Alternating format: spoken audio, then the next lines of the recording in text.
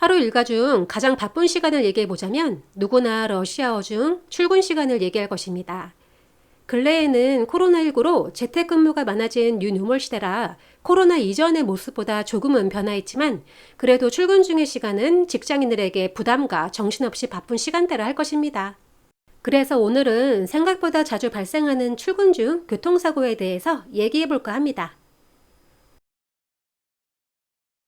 정신없는 아침 출근 때 버스나 지하철 또는 택시 등의 갖가지 교통수단을 이용하겠지만 우리가 예상하지 못한 우연한 사고는 불시에 발생합니다. 특히 출근 중 교통사고는 피해자로 하여금 어찌해야 할지 모를 당혹감을 안겨줍니다. 근래에 손해사정 업무를 진행해드렸던 위임자 제이님의 사례로 살펴보면 다음과 같습니다. 피해자 제이는 자신이 다니는 직장과 주거지와의 거리가 정류장 3개 정도의 거리에 위치해 있습니다. 교통사고가 발생한 당일도 반려견에게 사료를 챙겨주고 본인은 간단한 시리얼로 아침을 때우며 헐레벌떡 버스를 이용하여 직장 인근의 정류장에 도착하였다 하더군요.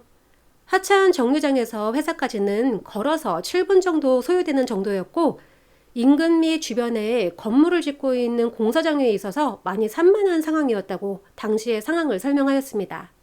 제이에게 발생한 출근 중 교통사고 상황을 자세히 살펴보니 회사 건물에 들어서기 위해서는 크지 않은 교차로 삼거리를 건너야 하는데 주변의 공사 현장 때문에 불법 주정차들이 많았고 이렇게 주차된 차량들 사이로 교차로 도로를 횡단하던 중 가해 자동차가 제이를 충격한 사고였습니다.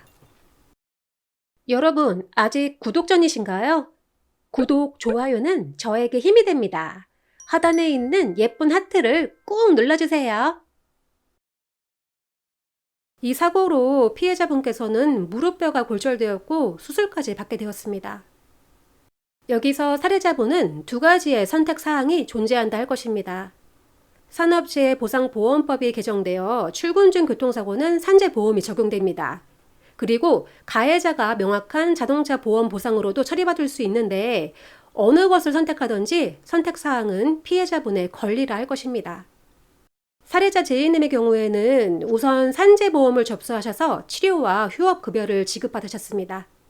이후 산재가 종결된 후 자동차 보험 처리를 위하여 수소문 끝에 콩당 손사와 상담을 받게 되었답니다.